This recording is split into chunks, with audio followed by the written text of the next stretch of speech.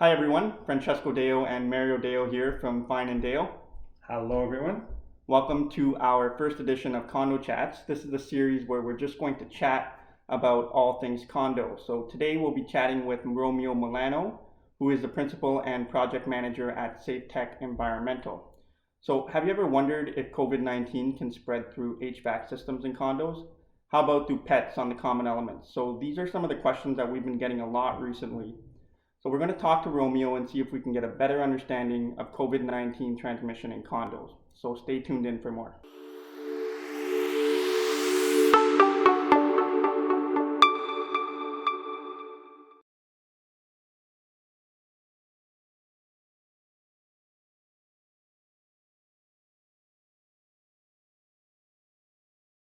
Okay. Hello, everyone. This is Mario Deo and Francesco Deo. We have Romeo and Milano from Safetech Environmental, and we're here to talk about all of the questions, or most of the questions that I've had and Francesco has had about COVID in condominiums specifically. Okay, well, thank you, Mario and Francesco. Safetech Environmental has been around since 2004. We're a health and safety hazardous materials experts. We're an environmental consulting firm. We specialize in health and safety and personal protective measures, cleaning up hazardous materials, including bacteria and mold, fungi. And we perform inspection and testing associated with cleaning and remediation projects. The first question is, in a condominium building, can COVID-19 spread through the ventilation systems? The short answer is that it's very unlikely. However, it can be transmitted airborne through a human-to-human contact. So when someone sneezes or coughs, there's a possibility that those droplets can be picked up by a return air system and circulated through the HVAC system of a building. But again, it's very unlikely. There's a couple of organizations. I have one listed here on the screen, REVA, which is the European Federation of HVAC Associations. They've advised that the humidification, air conditioning, and duct cleaning has no practical effect on the transmission of the coronavirus. There's another organization known as ASHRAE. And ASHRAE stands for American Society of Heating and Air Conditioning Engineers. And they also make a similar statement. They acknowledge that there is the potential, there could be a concern of the transmission of COVID through the HVAC system. However, they do not recommend, they say, in general, disabling heating, ventilating, and air conditioning systems is not a recommended measure to reduce the transmission of the virus. Let's say you have an elderly population. You don't want to make the room uncomfortable for those people. They might have trouble breathing, and all of a sudden, if you cut off the air conditioning or the heating, you could be creating a bigger problem for those people in the building.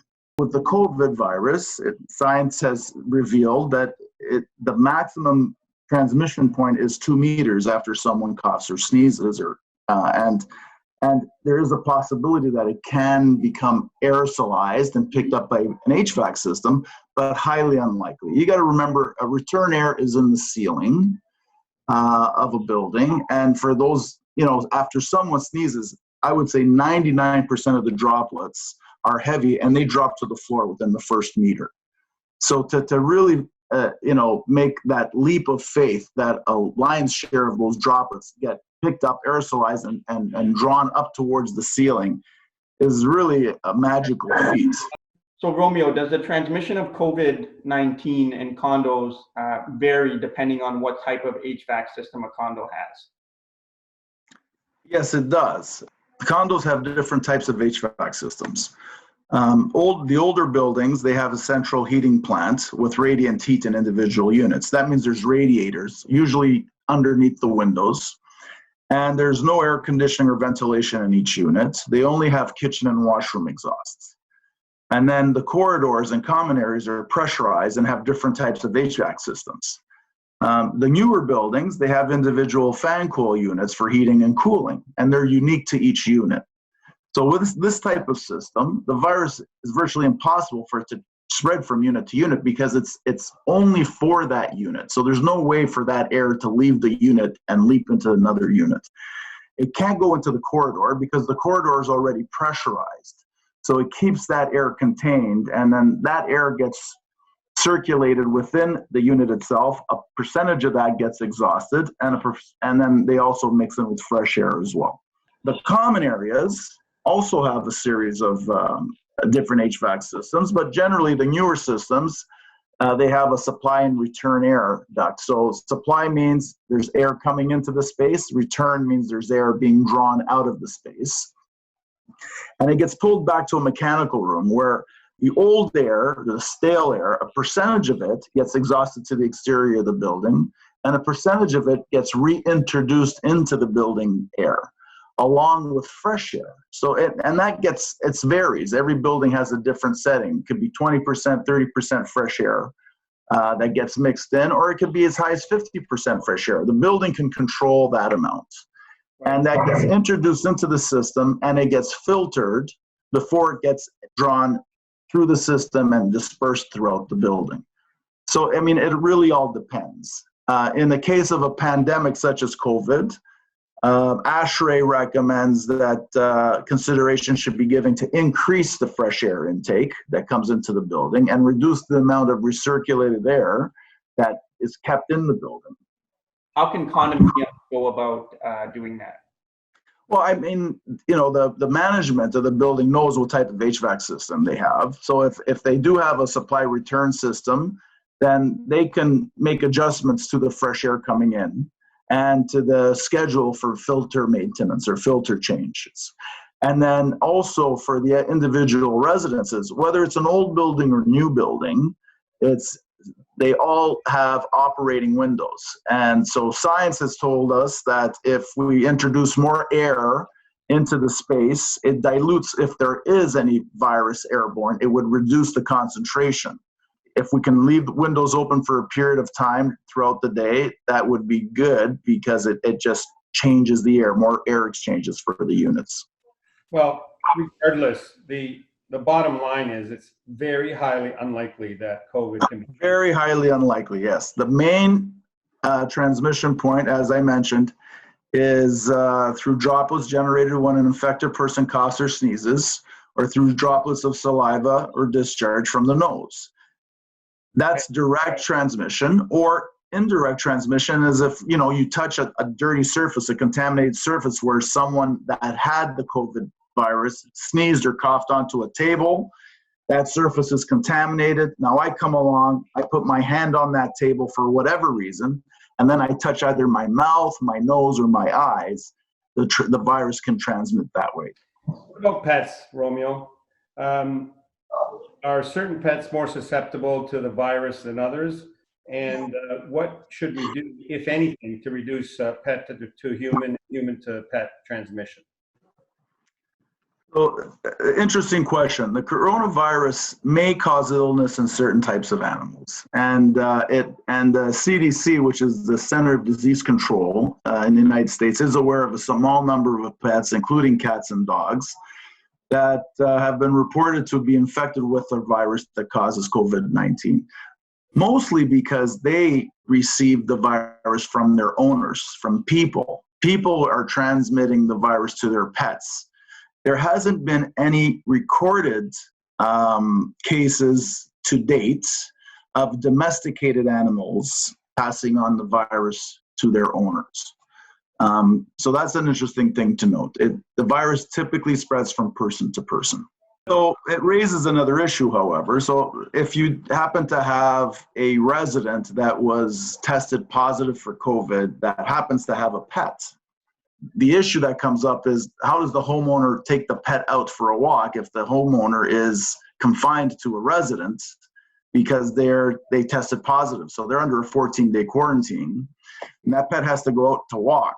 Yeah, this is a really good point. And what we suggest, just to reduce the possibility of the COVID spread, what we suggest is that pet be taken to a kennel or be taken somewhere else to be taken care of so that someone from that infected suite doesn't have to go in and out twice a day. Yeah. common. And that's a very good policy. I think if someone is infected within the unit, they have to make alternate arrangements for the care of their pet.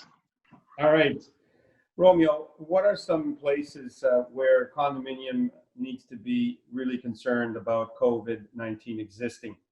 Yeah, well, the most obvious and logical area would be in the lobby or the elevator. Elevators, it's a very confined space. Depending, every building has different size elevators. So I think you want to practice social distancing. And how do you maintain a 2-meter distance in an elevator?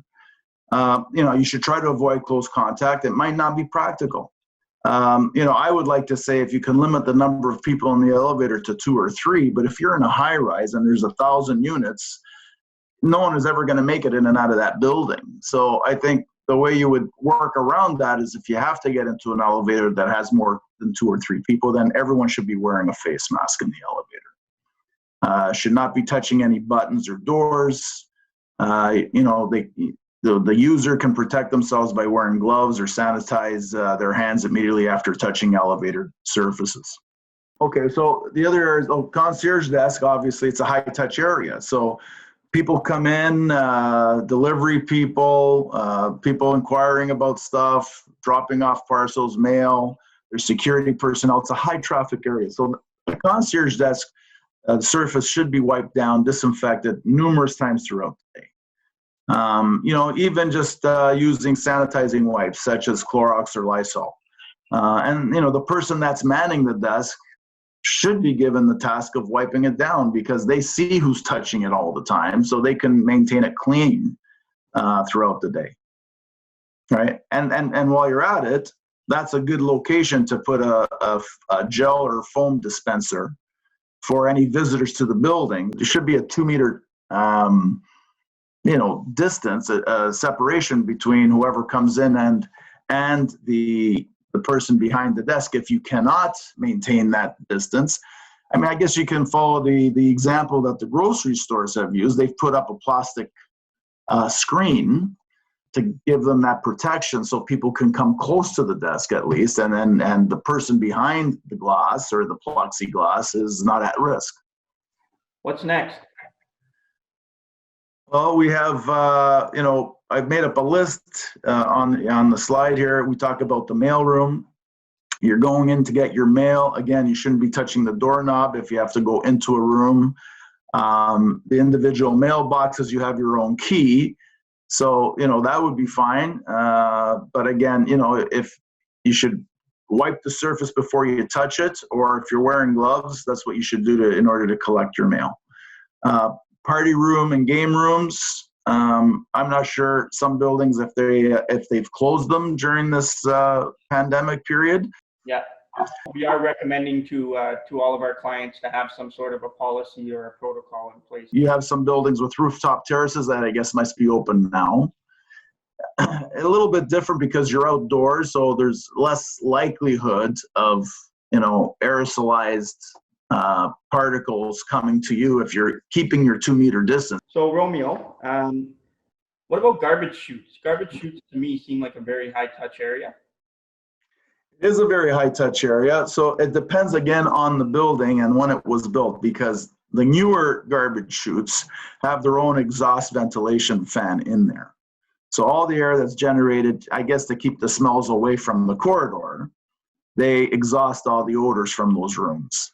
But going into a garbage chute, if you have your garbage, it's in a bag, it's contained. So there's nothing really that you can catch from that garbage unless someone before you had a dirty or contaminated bag. But like anything else, just like going into an elevator, you should be wearing gloves to touch the handles, or if you have a disinfectant wipe, you wipe down the handles before you open the doors. Before you open the handle of the garbage chute, you would wipe it down with a disinfectant wipe. Or again, if you have gloves, then that's fine. You would wipe down all those surfaces that you touch. Like I said, in building maintenance, they should be going in there on a regular basis to wipe down surfaces, but also to mop and disinfect the floors. All high-touch areas. So we're not just talking about door handles, light switches, desktops, countertops. Anything that can be touched is considered a high-touch area. So those areas, you shouldn't be touching with your bare hand. You should either be wearing gloves or you should have a disinfectant wipe. Or, sometimes when I'm in a pinch, I just pull down my sleeve and I use my sleeve to protect my hand when I open up a door, if I have nothing else. But the important thing is to disinfect your hands immediately after touching anything. And again, building maintenance personnel, there should be a schedule for them to wipe down all high touch areas throughout the day, numerous times. One thing I'm interested in is carpets. What's the possibility of COVID transmission through common area carpets that are being used a lot by residents and visitors, etc.? The whole cleaning process, the last place that we clean or even consider are the floors. But carpeting, because it is a fabric, it's a synthetic fabric nonetheless, the virus can potentially remain viable on a carpet anywhere from an hour to 48 hours. So, it does settle on a carpet, and it's difficult for the virus to become airborne, as I mentioned. So over time, over that 48-hour period, the virus will die out because it needs a host in order for it to live. So, we're not really too concerned, although you can pick up virus on the bottom of your shoes. And this is a big concern in hospital and healthcare settings because doctors, nurses, they pick up lots of viruses on their footwear and drag it all throughout the hospital and take it home sometimes. So they need a process or procedure to disinfect their shoes, the bottoms of their shoes, before they leave their place of work. You suggest that residents do that? If it's something that they're overly concerned about, they can certainly, disinfect the bottom of their shoes before they enter into their unit. It gives you peace of mind, and it's not a bad hygienic, exercise to undertake. Gives you that extra level of protection. Just to finish off on the carpet, though, carpets can be sanitized, but they have to use high temperature steam cleaning for that. And so it would not be something that I would recommend doing in-house. I would bring in a professional company, use proper equipment if you think you need to steam clean your carpets. The other thing is the hard surfaces, like ceramic tile, that type of thing. You mop them down with a good detergent, a good floor cleaning solution, and that would really take care of those surfaces. The other thing is we do not normally suggest you vacuum carpets, because what happens with most domestic, even commercial vacuum cleaners, when you draw up the soiled debris on the carpet surface, it goes through the motor and it gets exhausted through the back, and now it becomes aerosolized. You just created a risk by vacuuming. We kind of discourage the use of vacuums unless the vacuum cleaner motor is outside of the building and you run the hose into the building. Then you can vacuum the carpets. Anything that gets exhausted to the exterior of the building, and then there's no risk. A very quick question. Can the virus be transmitted through the building's water supply? Well, the answer to that is no. There's been no confirmed cases. Nothing's ever been detected in drinking water. Conventional water treatment methods used in the filtration and disinfection of the water, such as those of most municipal drinking water systems, should remove or inactivate any viruses that, the COVID virus. Okay, so let's say you're a condominium resident. What precautions would you take leaving or entering your condominium? Okay, well, leaving and returning from your unit, I think, a good practice is to make sure you have everything you need before leaving your unit. Because a lot of people, myself included, I leave the house, I forget my keys. I go back into the house. I make it back out of I forgot my wallet. During these times, we have to make sure that we have everything we need before we leave the unit. So, and I would include in that a small package of sanitizing gel, disinfecting wipes, some disposable gloves, and a mask. When you're waiting for the elevator, I would stand back at least 1 meter from the door. I would not board the elevator if there's 2 or more people on board. If I do have to get into that elevator, then I would wear a mask to get into the elevator if there's more than 2 people. I would avoid common areas of the building, including the lobby seating area. If I need to address the concierge, I would do so from at least a 2-meter distance. And I would avoid touching any door handles with bare hands. I would use gloves, or I would disinfect the surfaces with a disinfectant wipe before I would touch any door handles. People are afraid of the air coming out of the garbage chute, and obviously you'd use the same technique if you touch the garbage chute with your hands. Right, but there should not be any air coming out of the garbage chute, because the garbage chute generally has a dedicated exhaust system. So anything in there gets drawn up into the ceiling or to wherever that exhaust duct is. It could be on the wall, or it could be in the ceiling. And so there shouldn't be a concern from that. You mentioned Packages. the packages, and I thought I had a slide here that does this, but I'll talk about the packages. The package generally would need to be wiped down. So if it's a box or a bag or whatever the case is, they should spray the bag or the box with disinfectant solution, wipe it down, or if they have a Clorox wipe or a Lysol wipe, wipe it down. Then remove the contents from the package and discard the packages. Okay, Romeo, let's go on to the most serious question of all. If there's a COVID case in your building, it creates panic among residents, because once there's a COVID case, the general practice is to notify all of the residents that there's a case in the building. And if the person is self-isolating, what are the chances that other residents can be infected if that person remains in their unit? If someone is self-isolating and they tested positive and they're in their unit, again, in order for someone to become infected, you have to be in close proximity to an infected person. And within a meter, they have to be able, if they sneeze or cough, you're in their line of fire and you become infected.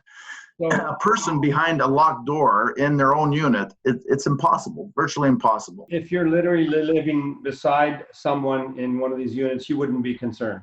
Not at all. The guy next door to me is sick. He's got the virus, but there's a wall separating me. I have my own HVAC system. He has his own HVAC system.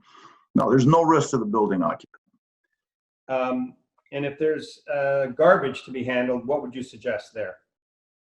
I mean, if someone is infected, that person's going to need help. Someone has to bring that person food, take that person's garbage out, etc. Yeah, he has to make arrangements, ideally with a building occupant. You don't want a stranger from outside coming into the building to take out his garbage and bring it, because you don't know that person, where they've been and what they're exposed to. So there should be someone in the building that should help that individual. If it's taking out their garbage, for example, the infected person will leave the garbage at his door in the hallway. They can double bag it before they put it in the hallway. And then the person that comes to pick up the garbage, he can put that into a third bag to give it even that extra level of security. And then you just walk it to the garbage chute, just like anything else. The 2-meter distance that's been recommended, is it working in condominiums? And would you be worried if, for example, you're walking down a hallway and you're following somebody, even if you're 2 meters apart? Do you feel safe? I mean, we can only use the information that's been provided to us by Canada Health, World Health Organization, Toronto Public Health. All these institutions are telling us that 2 meters is the magic number, which is approximately 7 feet. Now, funny enough, if you're jogging down the street and I'm jogging behind someone, I have to be more than 2 meters, because if the guy in front of me coughs or sneezes, 2 meters isn't enough, because I'd be in that breathing zone in a much quicker time. So there's a little bit of science and math involved.